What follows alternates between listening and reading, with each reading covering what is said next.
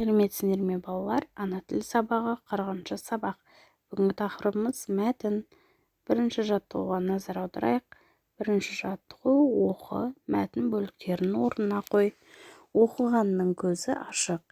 Ешкімнен көрген жоқпын, кітаптан оқыдым. Оқыған адамның көзі ашық деген осы. Жанна оқығанның көзі ашық деген мақалды оқыды. Бұл не деген сөз? Деп сұрады. Оқыған адам көп біледі, көзінің ашық болатыны содан, дедім мен. Бірде Жанна қолына сия жұқтырып алды. Мен оған қолыңды сула, дедім. Сіріңке шырпысының күкіртімен сияны ысқыладым. Содан кейін қол тап-таза болды. Мұны кімнен көрдің, әке? Деп сұрады Жанна. Сафуан Шаймерден. Мәтін неше бөліктен тұрады? Мәтін 2 бөліктен тұр екен. Мәтіннің мазмұнын айт дейді.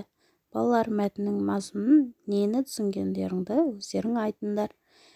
Жалпы ертегі, жұмбақ, мақал, әңгіме, өлең бәрі мәтінге жатады. Осы ережені жаттап аламыз.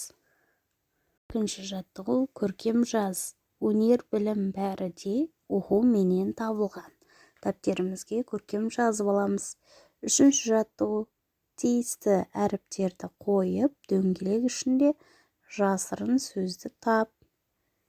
Кеме. Екінші перде. Үшінші сөзіміз мұғалім екен балалар.